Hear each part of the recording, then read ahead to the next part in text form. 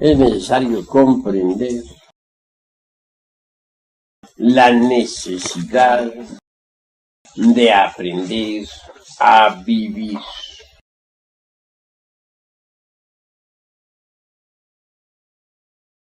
Las experiencias de la vida diaria son muy útiles. Desafortunadamente las gentes las repudian, las enjuician, las detestan, etc. Muchos se quejan de sí mismos y de los demás. Se asombra uno de ver cómo es que la gente subestima las experiencias. Nosotros debemos actuar a la inversa. Tomar las experiencias para nuestra propia autorrealización. Ellas en sí mismas pueden ofrecernos material didáctico suficiente como para el desarrollo de la esencia, o en otras palabras, para el crecimiento anímico.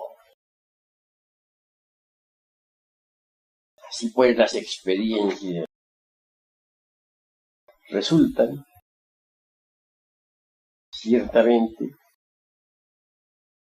magníficas en todo sentido.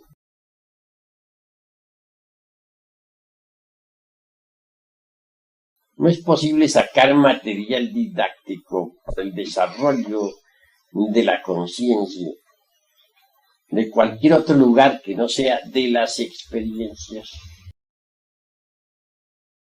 Por eso es que quienes las repudian o quienes protestan contra las dolorosas experiencias de la vida, obviamente se privan de lo mejor. Se privan precisamente de la fuente viva que puede conducirnos al robustecimiento de la vida anímica. Cuando uno toma las experiencias como material didáctico para su autorrealización, descubre sus propios defectos psicológicos, porque es en relación con la humanidad, es en relación con nuestros familiares, es en relación con nuestros compañeros de trabajo, en la fábrica, en el campo, etc., donde nosotros, mediante las experiencias, logramos el autodescubrimiento.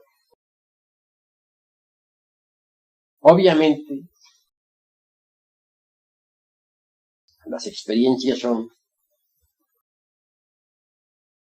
hacen aflorar nuestros propios errores en presencia de nuestros insultadores, por ejemplo. Aflora el yo de la ira. En presencia del vino, aflora el yo de la borrachera. En presencia de personas del otro sexo, si no estamos alertas y vigilantes, como el vigía en época de guerra, aflora la lujuria.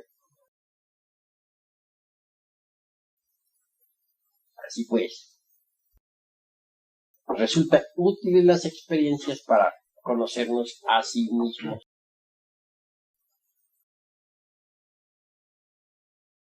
Obviamente lo principal es no identificarnos con ningún acontecimiento, con ningún evento, con ninguna circunstancia. Necesitamos aprender a ver los distintos eventos y circunstancias sin identificarnos con los mismos. Necesitamos aprovechar cada experiencia, por dolorosa que sea, para el autodescubrimiento. Cuando uno se está observando a sí mismo, ve cuán útiles son las experiencias. Si nos retiráramos a una caverna solitaria sin habernos autodescubierto, sin habernos conocido a sí mismos, sin haber disuelto el ego, el resultado sería el más absoluto fracaso.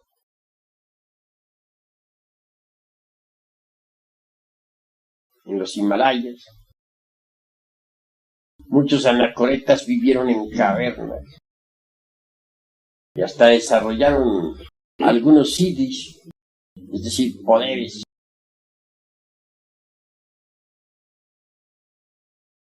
Esos ermitaños,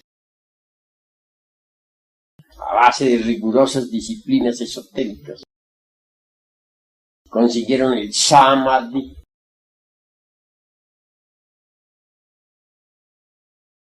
Y gozaron entonces con el mismo, penetrando en el alaya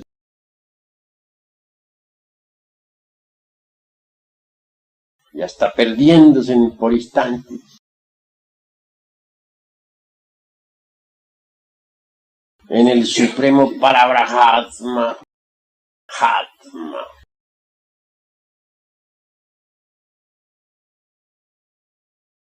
Lo que sucedió realmente fue que, entrenados en las más diversas disciplinas de la mente, tales cenobitas lograban desembotellar la esencia, la conciencia. Y esta, en ausencia del ego, pudo experimentar eso que no es del tiempo, eso que está más allá del cuerpo, de los afectos y de la mente. Embriagados pues con el soma del samadhi, se creyeron mahat. Nunca trabajaron sobre el ego.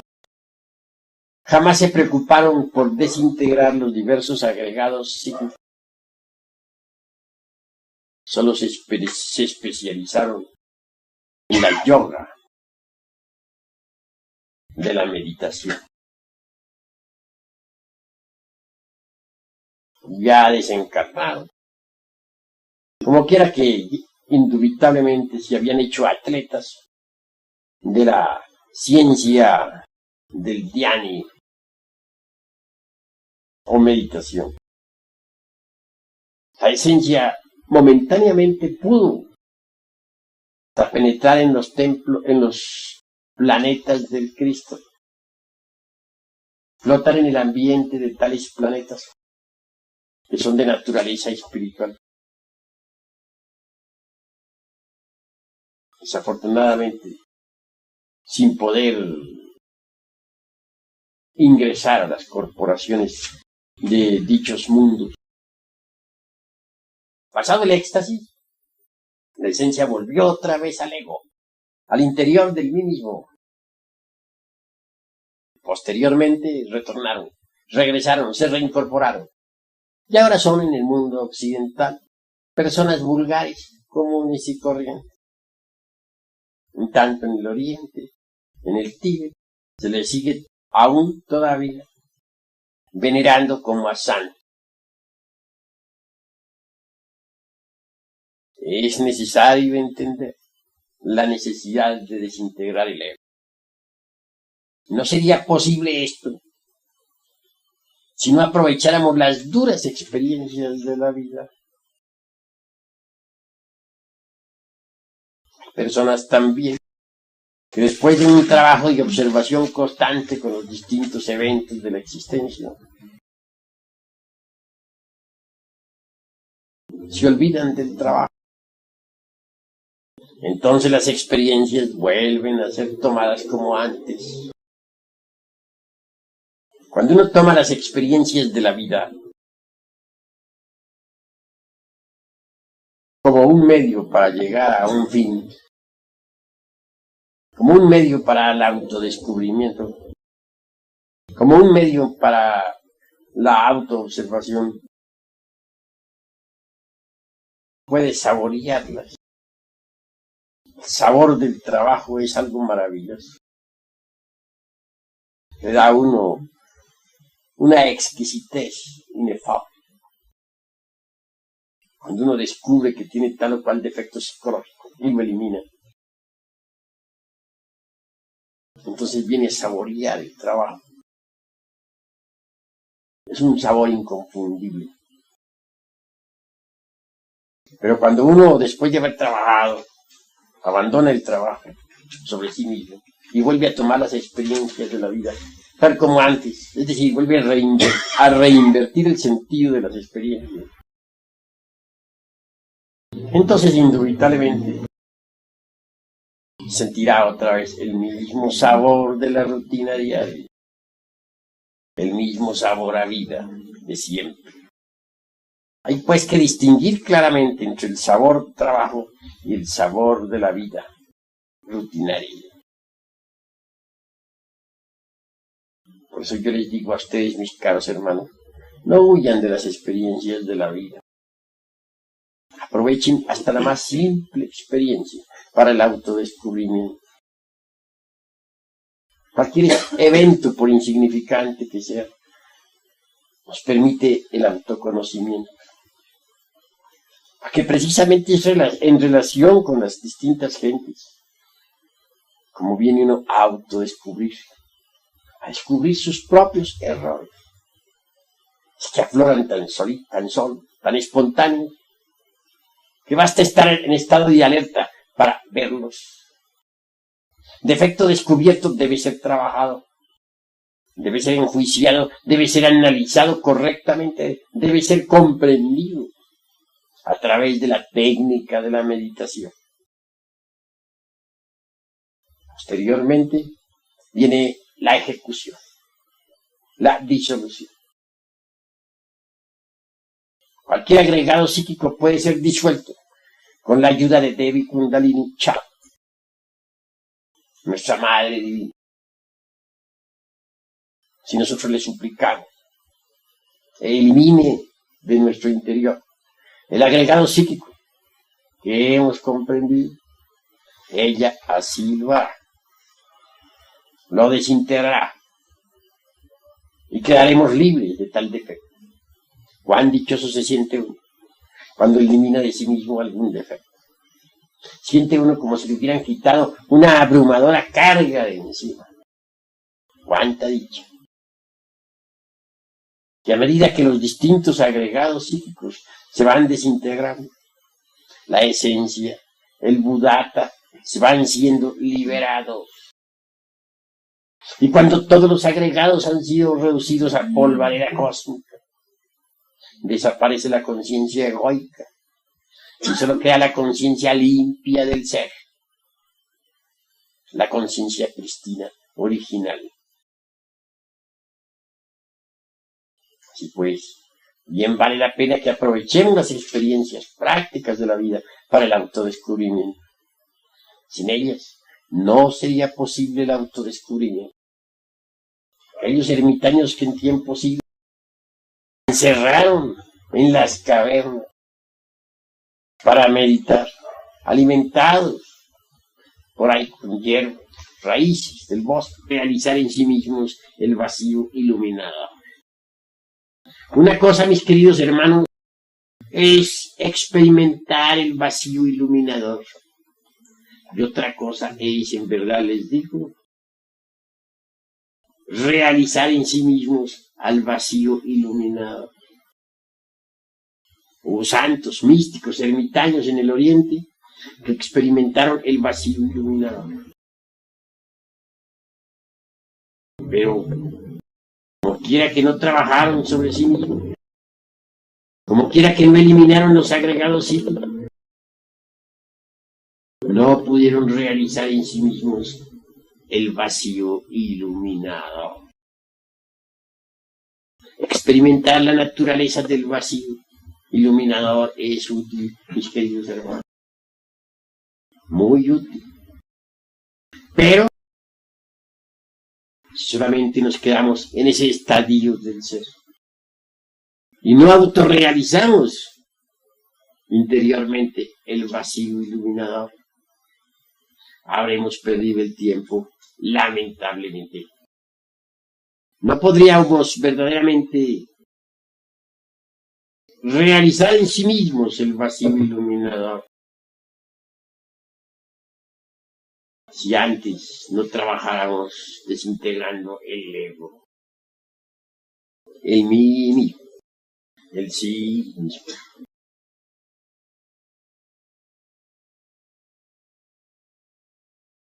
Así pues, vale la pena reflexionar profundamente en todas estas cosas.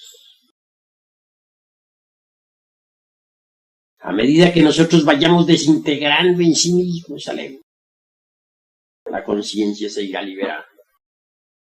Y cuando absolutamente hayamos logrado la desintegración absoluta del mí mismo, la conciencia estará absolutamente liberada.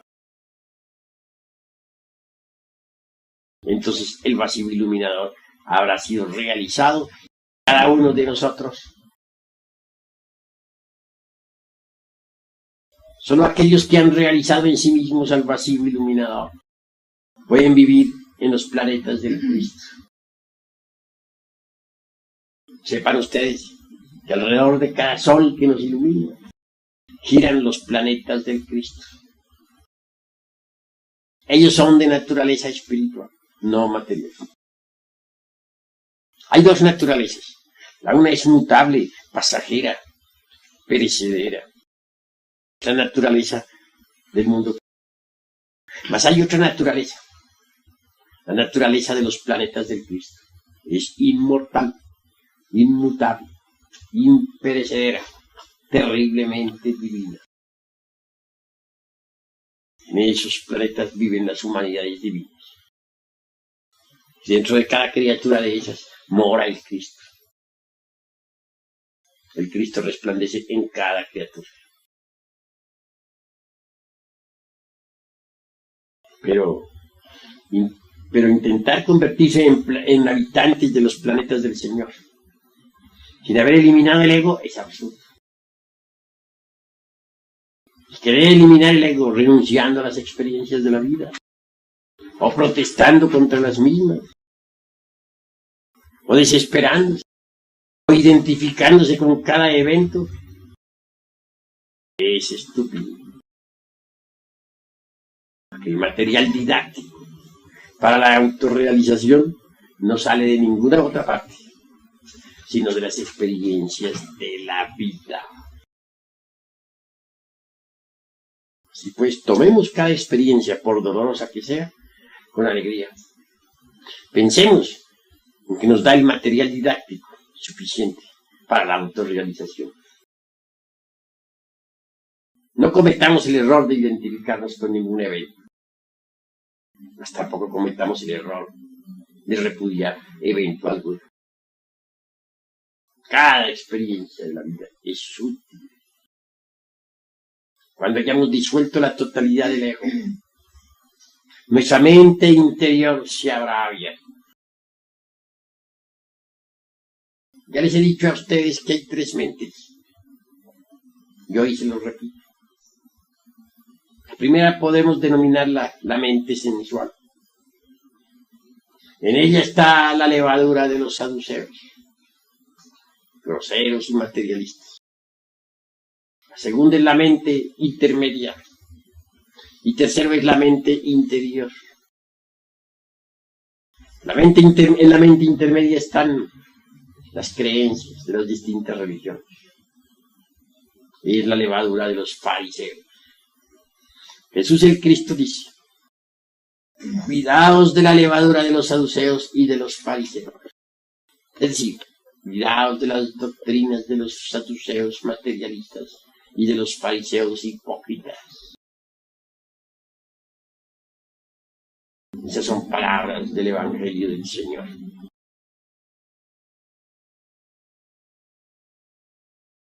¿Qué puede saber la mente sensual sobre lo real, sobre la verdad? Nada. ¿Por qué?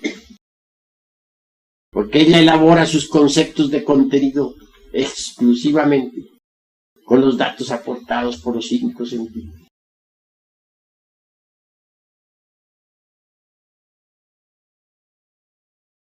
La mente intermedia tampoco sabe nada de lo real.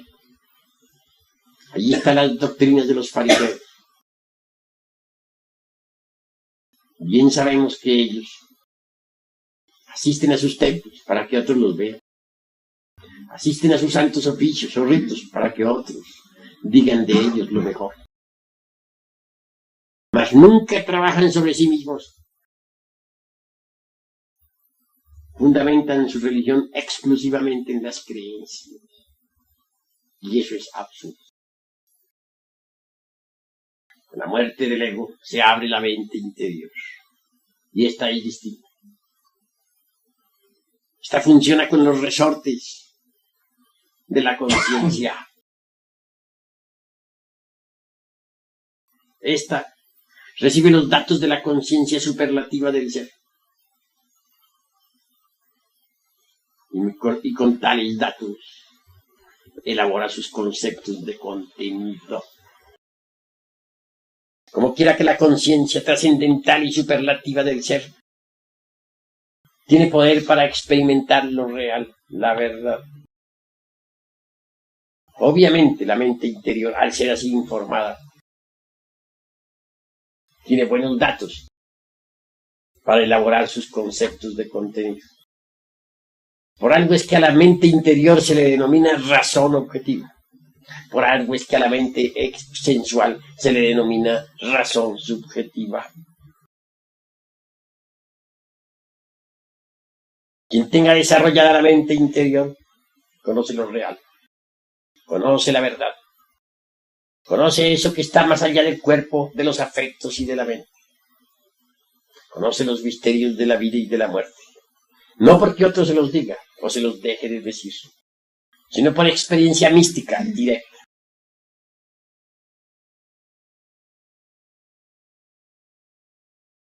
Quien tenga desarrollada la razón objetiva es un iluminado. Mas hay 6 grados de desarrollo de la razón objetiva. Estos 6 grados se conocen por los tridentes que existen en los cuernos. ¿A qué cuernos me estoy refiriendo? A los cuernos de plata de los hierofantes, a los cuernos de Lucifer.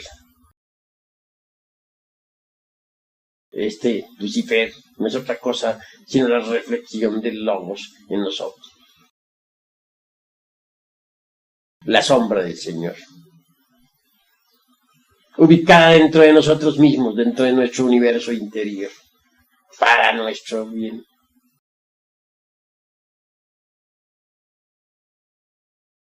¿Podríamos acaso ascender hasta el Gólgota del Padre por otro camino que no fuera el cuerpo de Lucifer, las espaldas de Lucifer?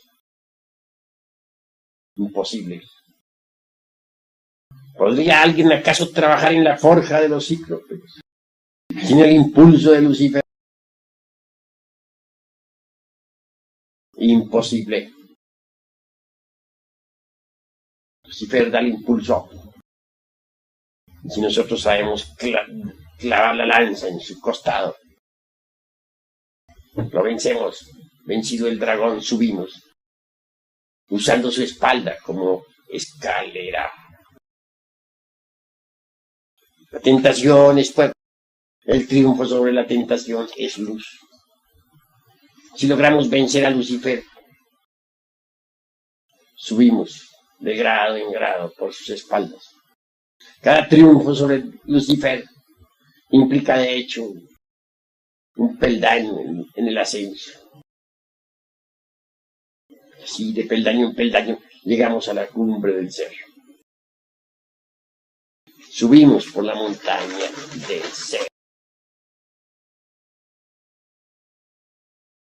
Decía que los 6 grados de desarrollo de la razón objetiva están en los cuernos de Lucifer. Sí, ahí está la marca. Quien tan solo tenga un tridente en esos cuernos no ha subido sino 1 grado. Quien tenga 2 tridentes indica un segundo grado de desarrollo en su razón objetiva. Quien tenga un 3 ha perfeccionado su mente hasta el 3er grado de su perfección objetiva. Pero quien tenga los 6 grados los 6 tridentes en sus cuernos habrá alcanzado la perfección absoluta en la razón objetiva del ser. Habrá llegado al sagrado anclaje y podrá permanecer en él. Será perfecto. Todos los coros de las ecolaptías de este universo, los 4 grandes coros o grupos, les obedecerán y venerarán. O mejor dijéramos, le obedecerá, le venerará.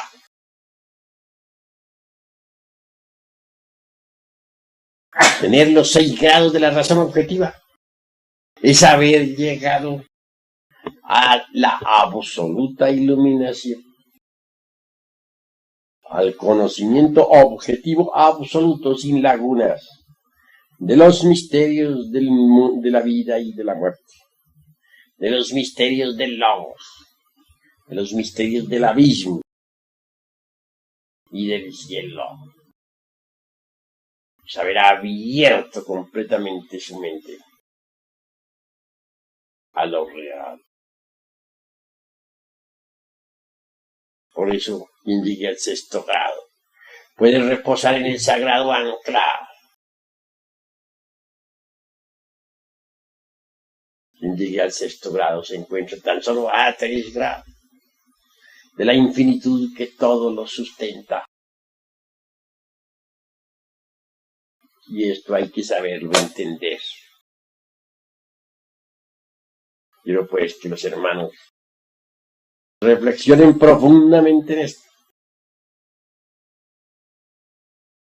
Mucho se ha hablado sobre los chakras, discos, ruedas magnéticas del cuerpo astral. ¿Son útiles? Sí, son útiles. Pero todas esas ruedas, chakras, discos, magnéticos, etc., a pesar de ser tan maravillosos, pues nos permiten las extrapercepciones. Resultan en verdad como míseras bujías de cebo ante la razón objetiva del ser. Puede la clarividencia, por ejemplo, ser muy hermosa. ¿Quién negaría los poderes intrínsecos de los chakras? ¿Quién negaría los poderes intrínsecos de la Ajna chakra?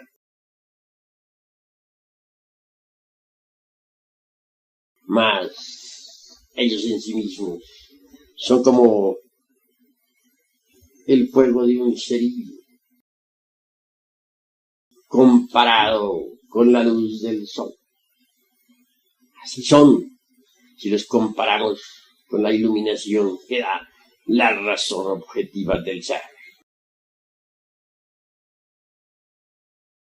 De manera que, ¿cuál es el máximo o los máximos poderes que el anacoreta gnóstico puede lograr? ¿Estarán en los chakras? ¿Dónde estarán? En verdad, hermanos, les digo que no están en los chakras. Entonces, ¿dónde están? Les digo en verdad están en la razón objetiva del ser.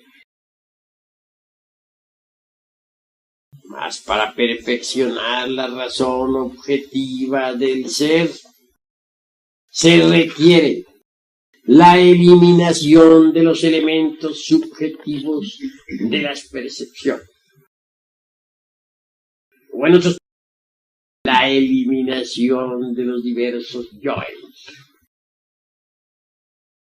Si así procedemos, si nos resolvemos a pasar por la aniquilación budista, tan temida para los señores del teosofismo,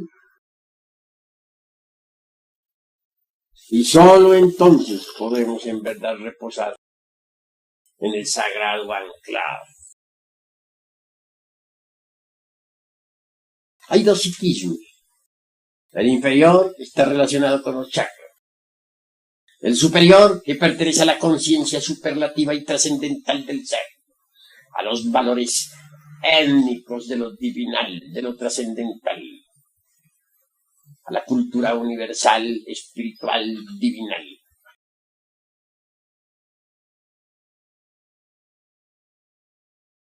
Que el psiquismo inferior no cumpla finalidades sería absurdo negar. Sí cumple algunas finalidades. Que el desarrollo de los chakras sea inútil, no digo así, no pienso así. Es útil hasta cierto punto, pero no es todo. Cuando uno ha despertado conciencia y ha abierto en verdad la razón objetiva, y puede la razón objetiva o mente interior servir de instrumento a la conciencia, entonces la iluminación del ser es absoluta y supera a todos los chakras. Pasa más allá de los chakras. Entra en el terreno del superhombre, del Buda, del iluminado Buda. Quiero que los hermanos comprendan este aspecto intrínseco tan profundo. Quiero que entiendan también por tal motivo la necesidad de pasar por la aniquilación budista. Si así lo hicieren, no les pesará. Abrirán su mente interior y llegarán a poseer la iluminación. No quiero decir que antes no sea posible la experiencia del vacío iluminador. Es posible. Como ya les he dicho a ustedes, una cosa es la experiencia del vacío iluminador y otra cosa es la realización íntima del vacío iluminador. Cualquier anacoreta puede experimentar el vacío iluminador, pero eso no implica forzosamente la autorrealización íntima del vacío iluminador. Nadie podría realmente autorrealizar el vacío iluminador en sí mismo, en tanto no haya eliminado o desintegrado todos esos agregados psíquicos inhumanos que llevamos en nuestro interior. Vale la pena que comprendamos pues todo esto, que reflexionemos profundamente. En el proceso de desintegración del ego, hemos de sangrar profundamente. Y necesitamos lavar nuestros propios pies con la sangre del corazón. Si es que queremos quedar completamente puros.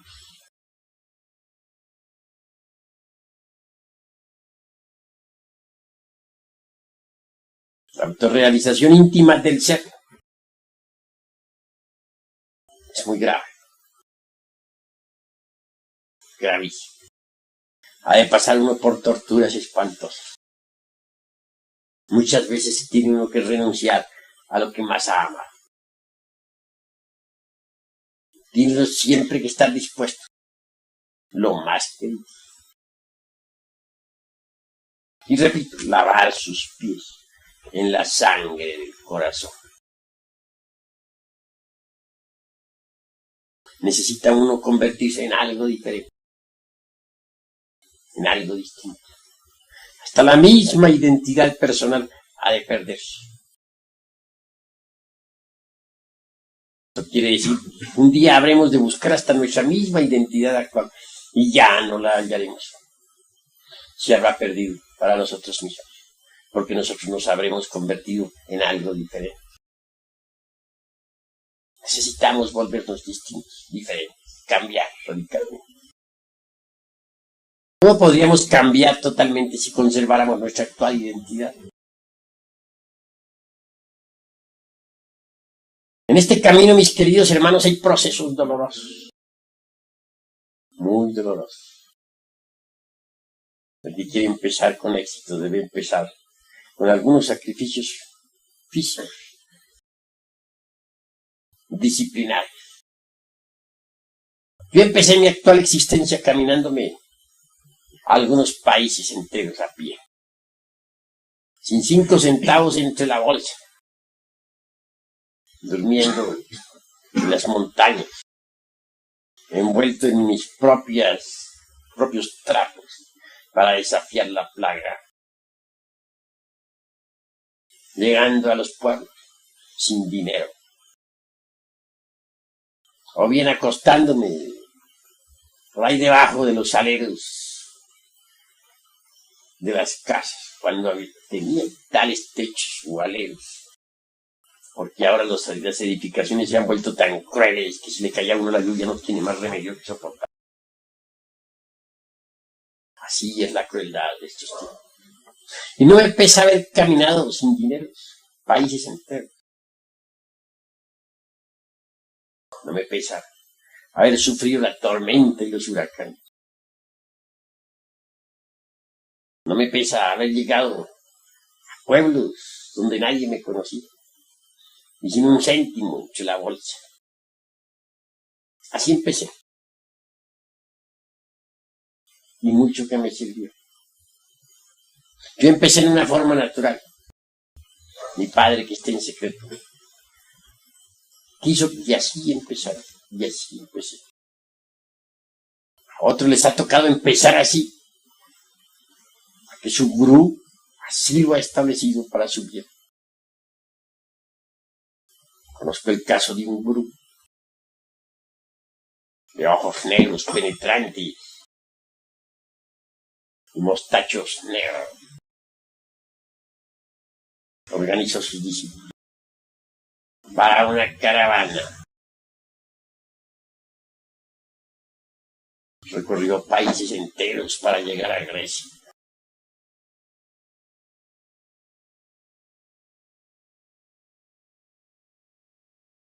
Para llegar a Persia, Spencer, desde Rusia. Caminar por ahí entre la nieve. Mujeres, hombres, algunos con el pie descalzo, sangrando, durmiendo en las montañas, expuestos a los lobos, firmes en la disciplina.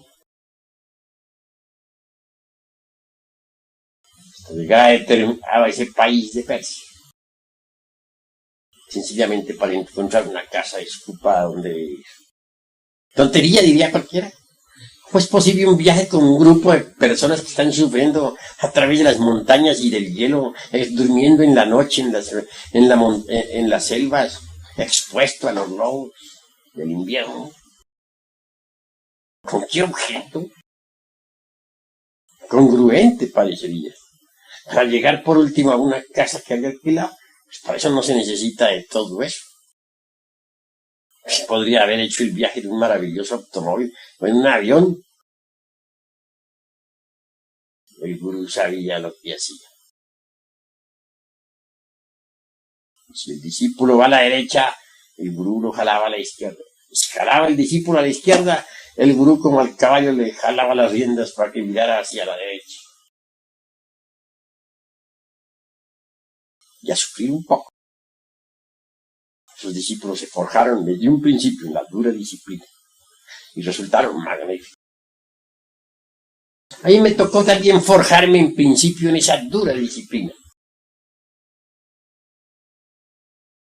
Mi padre, que está en secreto, así lo puso. No lo había entendido. Mucho más tarde en el tiempo lo entendí. Él había seguido conmigo el mismo proceso que han seguido todos los gurújis de los tiempos, sometiendo a los estudiantes, primero que todo, a esas duras pruebas. Y no hay duda de que fueron magníficos los estudiantes que por las mismas pasaron.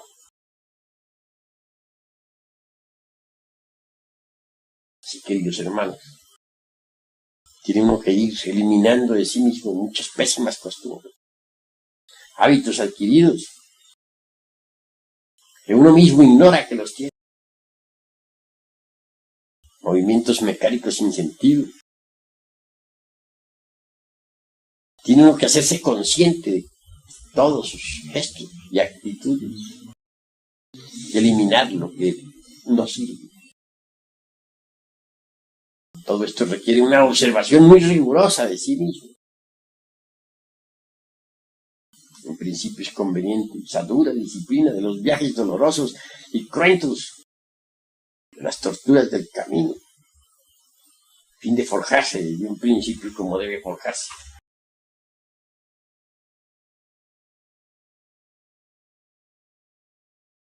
Quieren no desmayar, pues, en la cuestión de la autoobservación psicológica.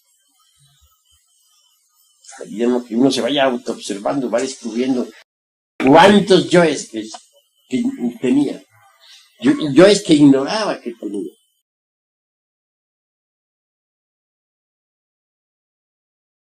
Uno se queda asombrado cuando se autodescubre. ¿Qué diríamos de un caballero honrado, sincero, trabajador, magnífico ciudadano, intachable,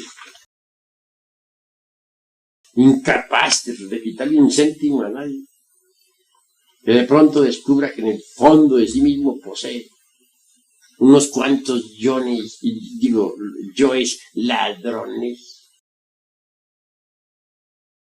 Imposible, diría cualquiera. Imposible. No, en esto no hay nada imposible. ¿Qué diríamos de una dama honesta, magnífica esposa, virtuosa, entregada a su hogar, que de pronto autoexplorándose profundamente descubriese en el fondo de sí misma toda una legión de yoes prostitutas?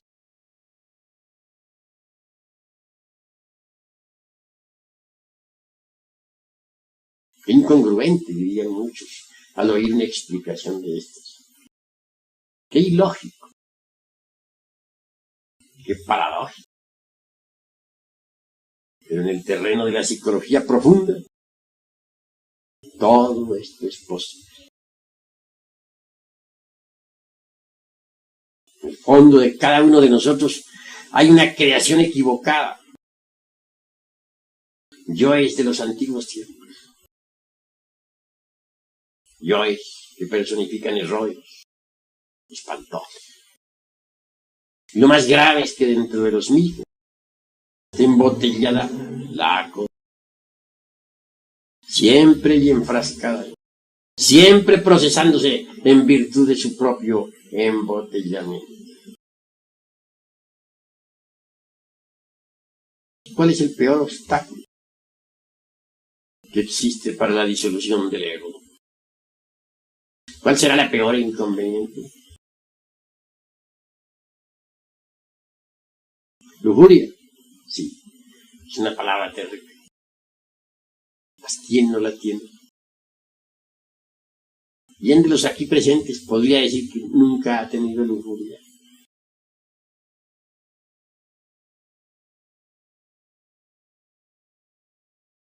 Cuán difícil es desarraigarla de sí mismo. Cuando nosotros la analizamos cualquier yo de lujuria,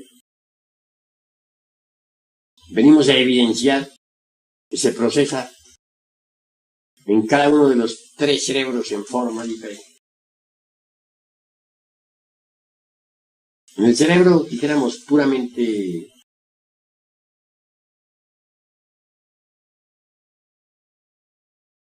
emocional, se expresaría como amor.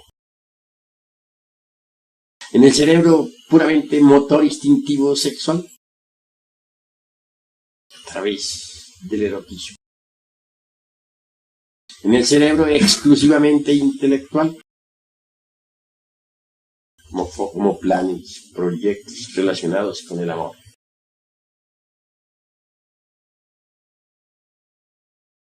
O con el ser que se ama, o que se cree amar. Sin embargo, he ahí, todos no son sino fenómenos de un mismo yo, que se llama lujuria. Pero vean cuán distinto se manifiesta en el cerebro intelectual, qué forma tan distinta, qué otra forma asume en el corazón, y por último, cuál es su modo operandi en el centro motor instintivo sexual. Repito, en el centro motor instintivo sexual como pasión animal. En el corazón la lujuria asume otra forma. Podríamos denominarla como amor. Y en el intelecto asume otra forma, como proyectos relacionados con ese amor. Como recuerdos de ese amor. Y es que cada yo tiene sus tres cerebros. El intelectual, el emocional y el motor instintivo sexual. Cada yo es una persona con sus tres cerebros. Eso es obvio. Así pues que dentro de nuestra persona hay miles de personas. Y cada una de ellas está organizada con sus tres cerebros. Entonces, la personalidad no es más que una marioneta jalada por hilos invisibles. Y ahí yo es muy difícil de arrancar de sí mismo y de desintegrar. Yo es que se confunden con la espiritualidad y con el amor. Se necesita tener, dijéramos, el ojo clínico para verse a sí mismo. Disponer siempre de ese bisturí finísimo de la autocrítica para abrir todo lo que tiene y hacerle la disección a sus valores. Solo así puede saber realmente qué es lo que tiene de verdad.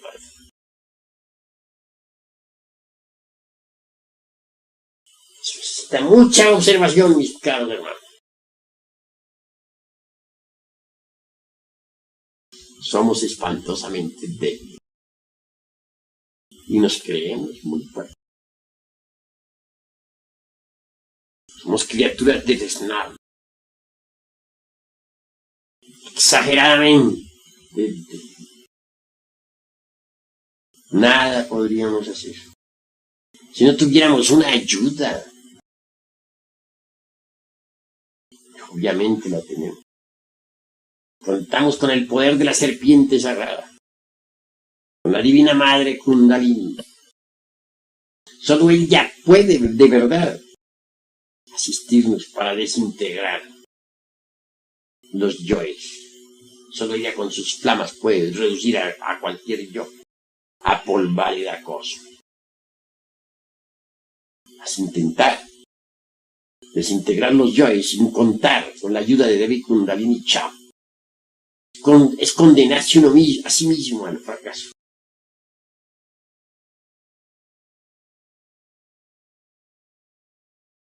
Y eso es muy grave.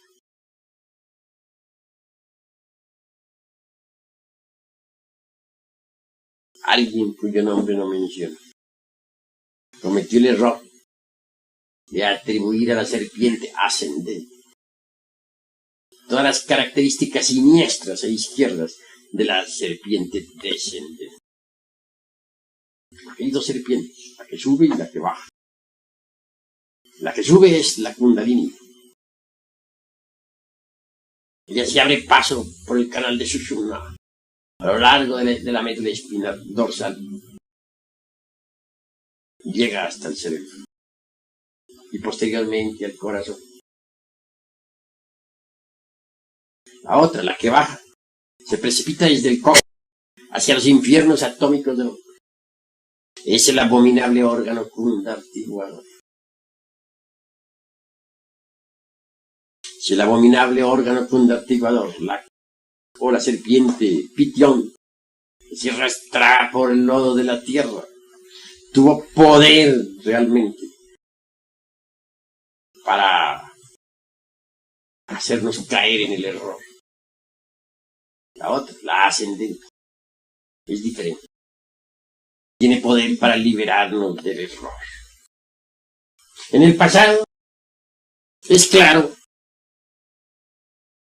que algunos individuos sagrados se equivocaron e implantaron en la naturaleza del ser humano el abominable órgano fundartiguador.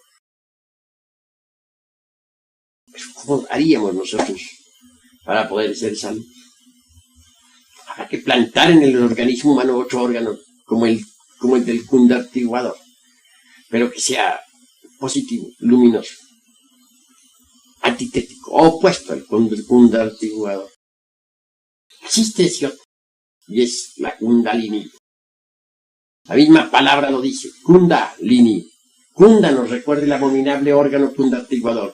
Lini significa fin, fin del abominable órgano fundartiguador. Esto es, ascendiendo la serpiente Kundalini, el abominable órgano fundartiguador queda reducido a polvareda cósmica.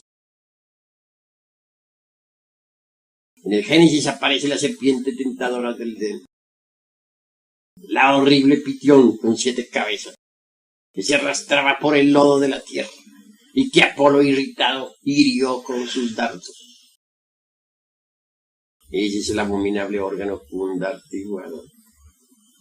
Pues también aparece en la sabiduría antigua Moisés, la serpiente de bronce que se enroscaba en la Tao, o Lingam generador. Esa es la Kundalini. Gurdjieff comete el error de confundir a la Kundalini con el fundartiguador, a la serpiente que sube con la que baja. Atribuye a la que sube todos los siniestros poderes tenebrosos de la serpiente descendente. He ahí su error. Y ahí la causa por la cual sus discípulos no lograron disolver los yoes. Esa fue su gran equivocación. A base de mera comprensión, no es posible disolver los yoes. No niego que con el cuchillo de la conciencia, comprendiendo vivamente cualquier yo, podamos separarlo de sí mismos, de nuestra psique. Pero eso, mis queridos hermanos, no es suficiente.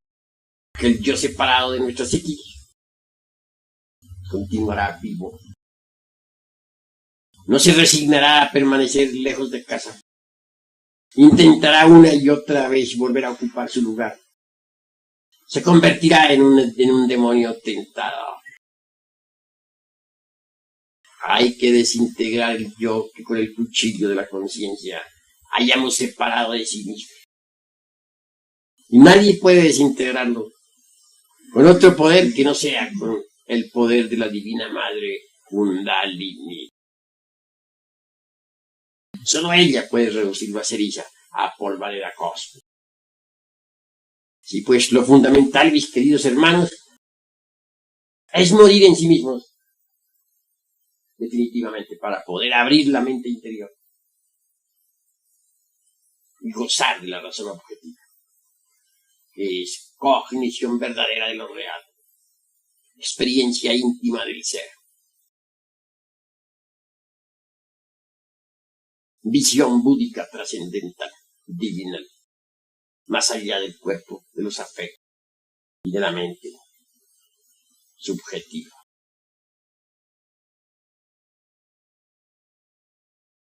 A medida que ustedes vayan digeriendo todo esto, irán comprendiendo también la necesidad de vivir alertas y vigilantes, como el vigía en época de guerra, trabajando siempre en forma constante.